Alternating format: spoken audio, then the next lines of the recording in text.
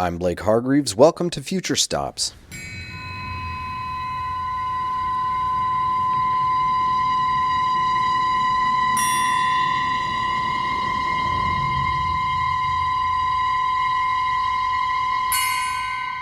You're hearing Voiceless Mass by Raven Chacon, a work we featured this season on Future Stops shortly after it premiered. Voiceless Mass was just awarded the 2022 Pulitzer Prize in Music. We're extremely delighted for Raven Chacon, and even a little bit pleased with ourselves for bringing the story of this brilliant work for pipe organ ensemble to you first, here on Future Stops. As our second season comes to a close, we wanted to look back at some of the wonderful artists we've spoken to and look forward to an exciting new initiative, the FutureStops Festival, when we bring the podcast to life with live in-person performances, interviews, and demonstrations. From September 29th to October 1st, we're putting on an extravaganza of 21st century organ with performers, thinkers, builders, and enthusiasts converging in Toronto for 3 packed days of events and music featuring names regular Future Stops listeners will be familiar with. One of those visionary artists we'll be presenting at the Future Stops Festival is Charlemagne Palestine, who takes the organ to new territory with ecstatic creative playing. As he told us back in Season 1, his process of preparing for a performance is complex and specific to the organ he'll perform on.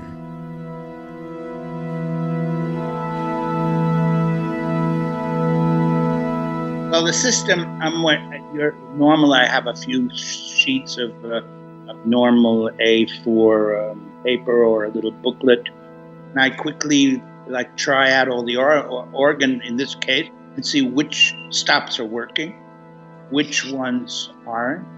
I bring little paper circles that you can write on, and I number the different the keys and the stops.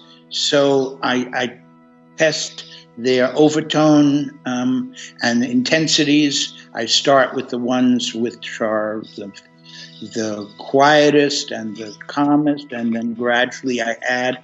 But I do that already very quickly, so I know while I'm performing, I go from 1 to 2 to 3 to 4 to 5 to 6 to 7 to 8, and I've already tested, so I know that gradually it will, unless I want to do a performance that is not so like the waves start small and then they get larger. Sometimes then I can go from 2 to 10, from 8 to 30, which sometimes I've done. It depends the energy of the space and the time. So this piece, the organ is the greatest synthesizer ever. Is it an improvisation? Did you have a lot of time to prepare with that organ? That's another word I don't like, improvisation.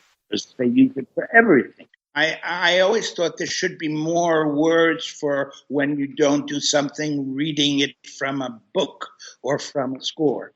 But they never did come away with many versions. So, yes, as I was explaining, I didn't know, first of all, that the organ had problems.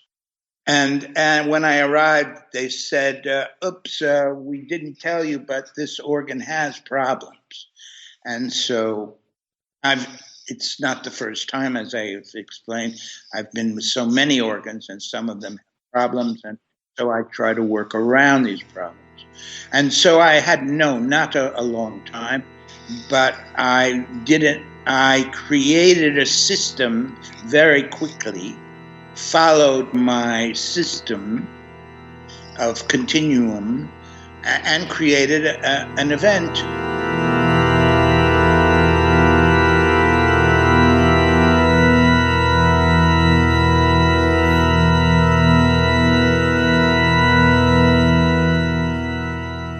Some of the registers didn't work at all, but it just happened that all the registers that did work were the kind of registers that I loved, and they did beats and combinations that were beautifully poetic, which I didn't play. I just my favorite is when there are sonorities that I let continue together, and they play themselves, and you think you're hearing like arpeggios and enormous amounts of fluctuations that I'm not doing at all. The sounds are doing it with themselves.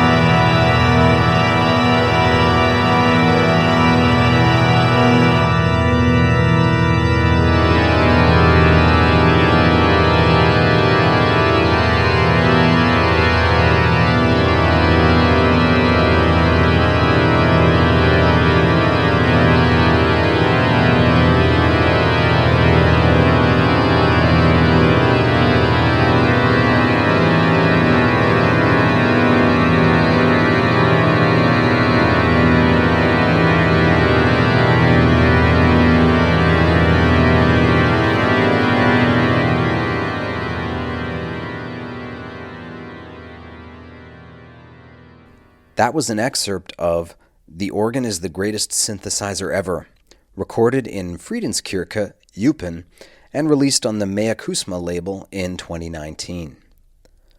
Also joining us in Toronto this September is Paris-based American composer Callie Malone.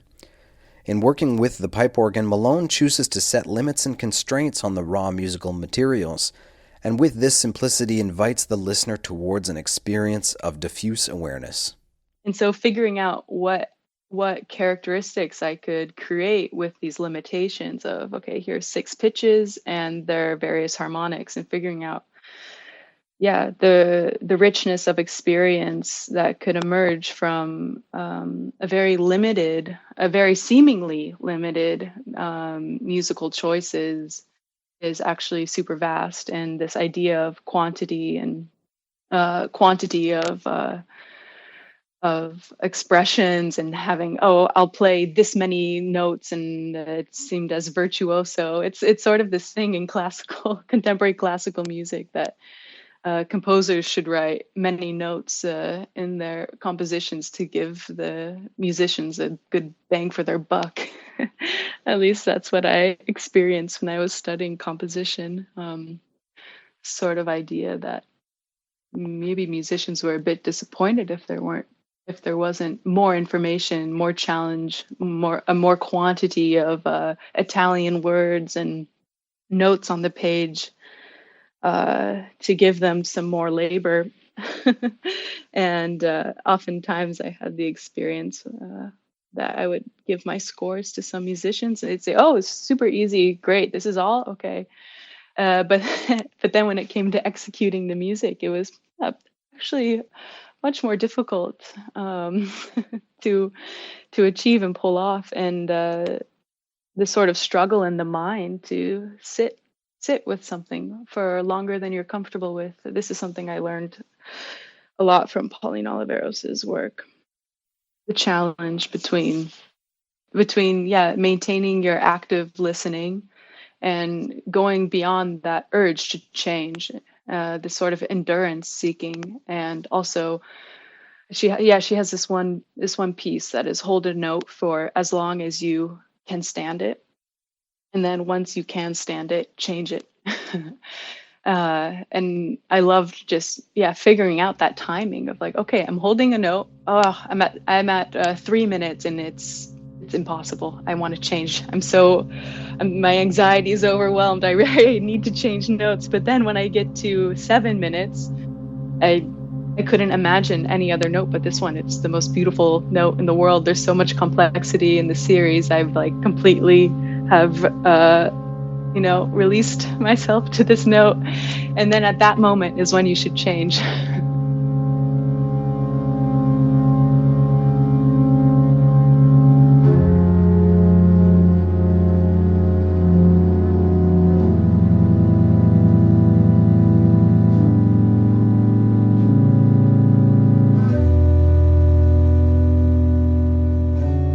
So I was pretty interested in dissecting canonical form in this way because I had obviously like first come across canonical forms in early religious music, like the music of, I think the first time I was really dissecting canonical forms was in the music of Josquin de Prez. And I found it so interesting to try to follow a single voice for as long as I could without looking at the score, and then just feeling completely lost. And even this music that is so rational in its construction, listening to it in a linear way is it's impossible. It's almost like if you think about, you can't sing more than one note at a time, and even thinking about harmony is very difficult. And thinking about the connection of this type of music that is performed in churches, and how these canonical structures also aid in the architectural structures of the church, and all of the adornments that go into providing a certain psychological effect on the person within the church and experiencing that music. Yeah, I was interested in investigating these techniques, but from a very different cultural place.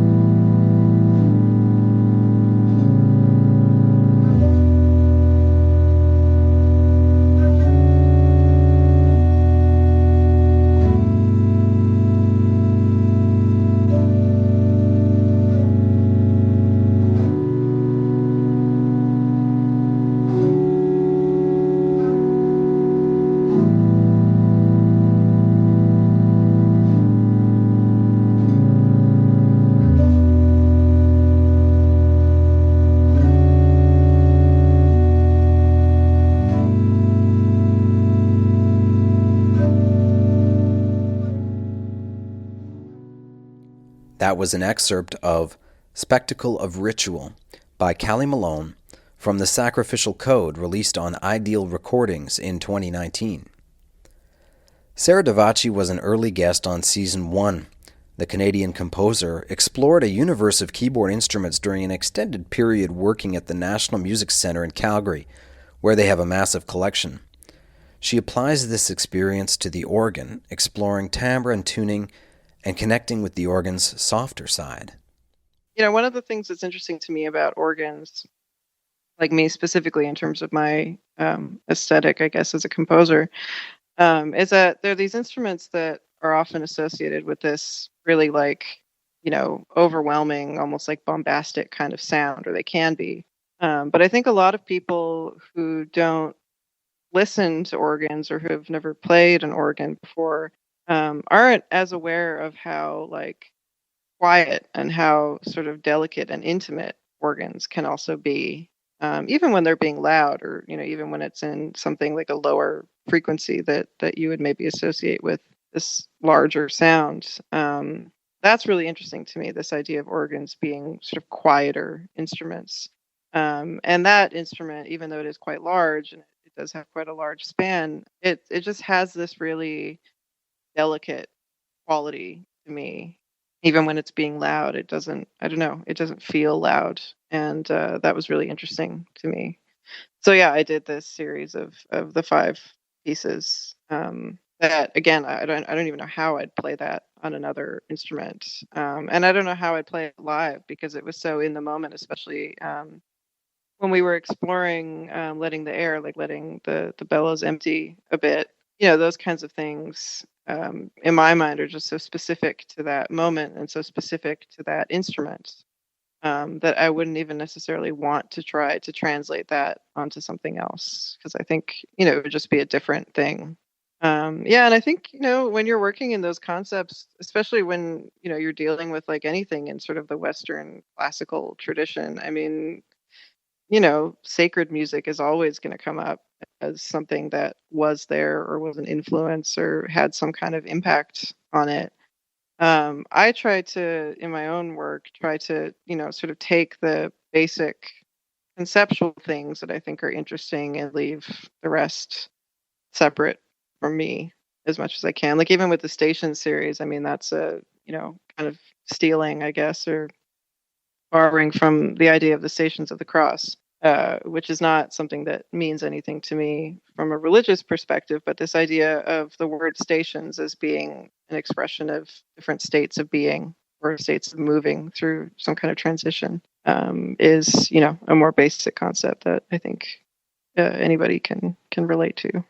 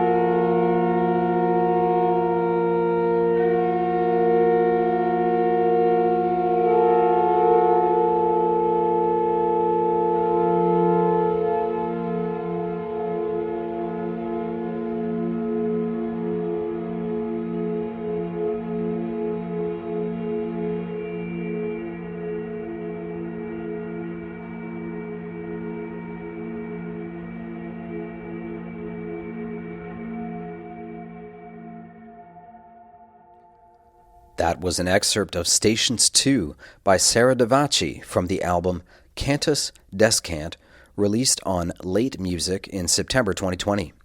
Sarah will be joining us in Toronto at the FutureStops Festival, September 29th to October 1st. Raven Chacon is a Dene composer from Fort Defiance, Navajo Nation, Arizona, whose first work featuring organ was just awarded the 2022 Pulitzer Prize for Music. The composition, titled Voiceless Mass, was commissioned for a Thanksgiving concert in Milwaukee, and it will be performed for the first time in Canada at the FutureStops Festival. Again, I was completely honored to be able to, have this piece be in dialogue with the space, and the open-mindedness of the Cathedral of St. John the Evangelist, and the folks that steward the organ also, were very helpful in just making the entire work happen. I think the community there also appreciated that discussion. So that was it. And it's not that I have a solution or anything like that, but what art can do is, bring up these beginnings of a conversation, perhaps. And, for me, that's if a chamber piece can accomplish that, that's huge for me. I mean, and that's maybe what I seek in music sometimes, At the same time, music doesn't have to do any of that. Music can just exist. And so the space itself, I mean, just if you're talking about the acoustics of the space, absolutely beautiful. And there's two organs that are being used in this. I don't know enough about how this works, but they were, I suppose, daisy chained. And so you would hear it on both ends. You would hear the organ that's in the apse, and you would hear the other one on the other side. And so just to the way that it would fill the entire space. And, for myself, I mean, I wrote the piece without having the ability to go out there and not only work with the organ, but hear the space itself.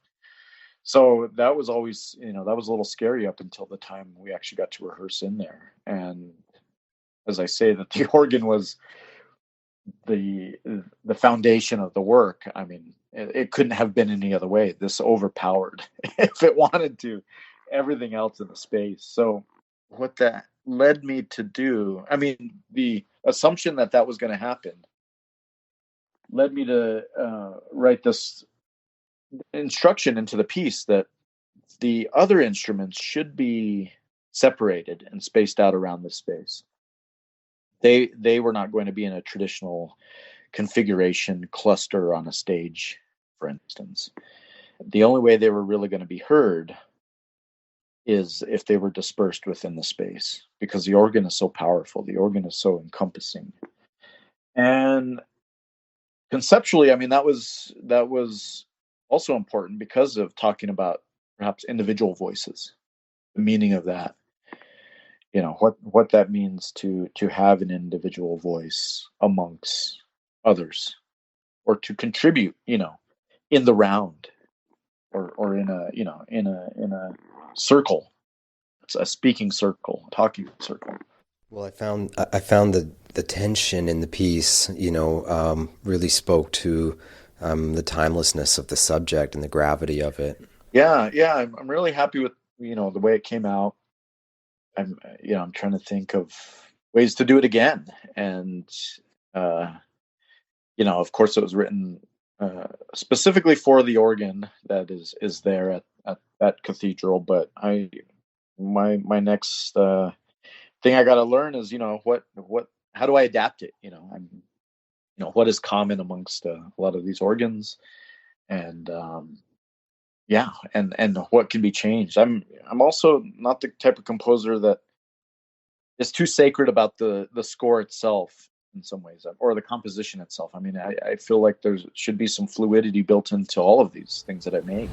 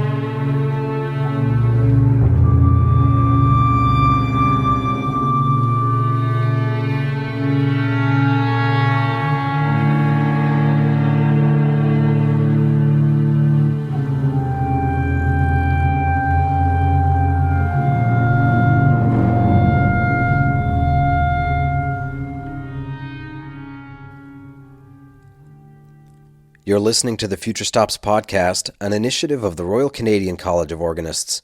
My name is Blake Hargreaves, and I'm your host as we explore the world of the 21st century organ.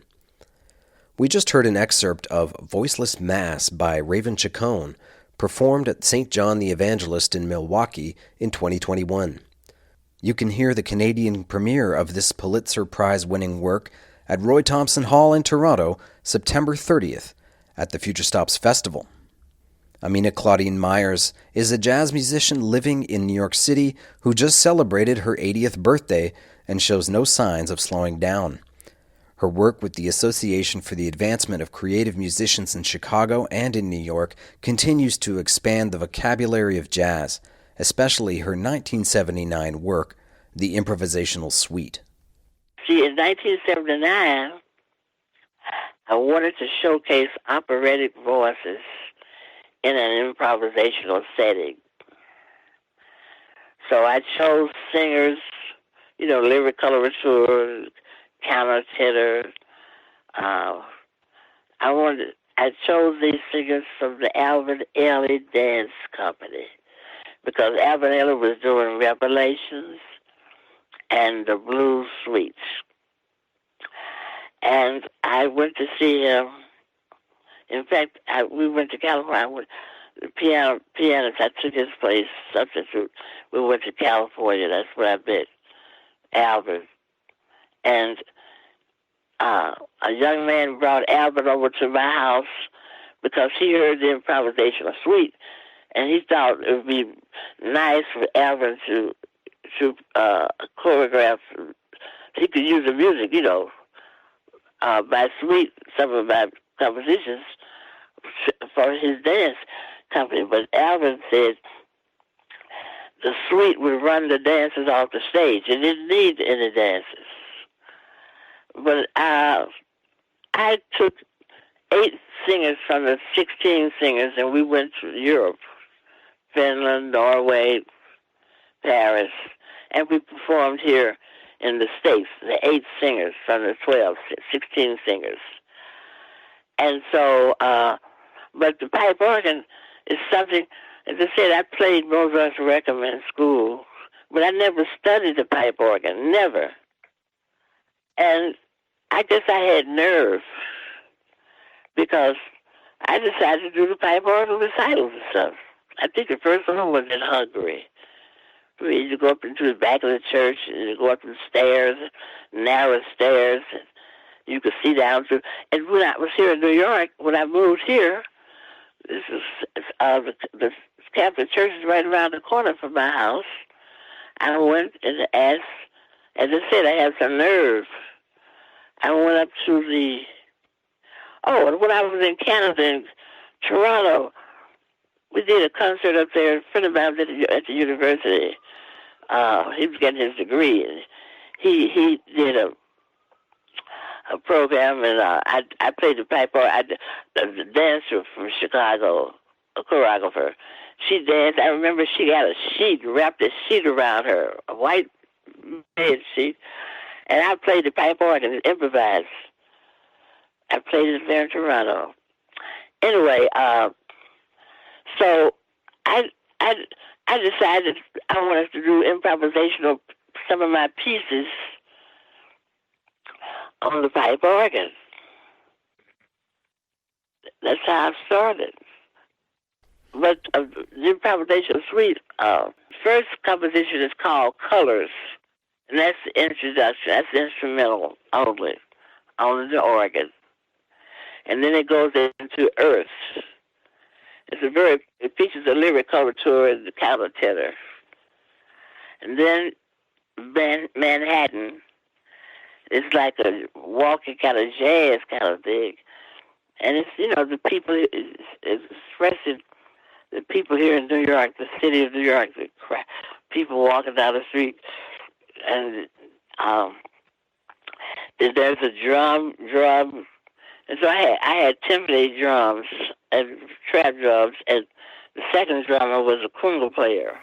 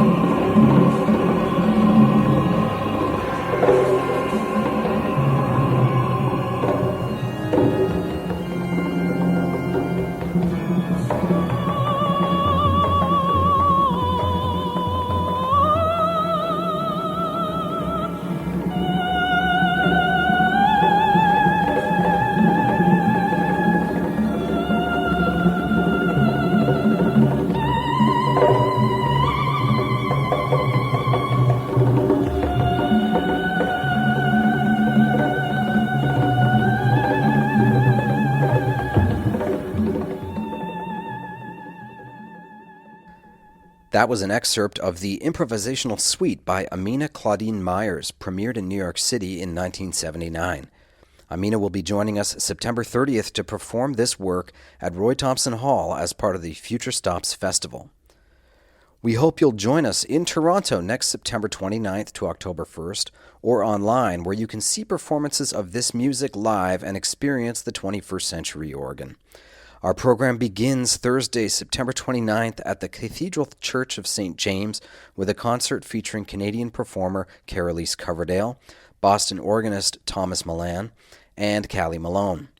Friday and Saturday during the day, we'll have presentations, demonstrations, live interviews, and a concert of handmade organs featuring Japan's Fujita and Denmark's Sandra Boss in Roy Thompson Hall. The centerpiece of our event is a concert and gala Friday night, September 30th, featuring Raven Chacon's Voiceless Mass and Amina Myers' Improvisational Suite, with an after-party reception featuring the Jeff McLeod Organ Trio. The festival concludes Saturday night, October 1st, with performances by Canadian composer Sarah Davachi, organist Matthew Larkin, and Charlemagne Palestine. This concludes our season. We'll be back in September with new episodes of Future Stops. Stay in touch over the summer to learn more about the diverse and exciting programming we'll bring to you with the FutureStops Festival, which will be streamed online so anyone with an internet connection can tune in. You can always reach us at FutureStops and FutureStops Podcast on social media like Twitter, Facebook, and Instagram, or at our website, futurestops.org.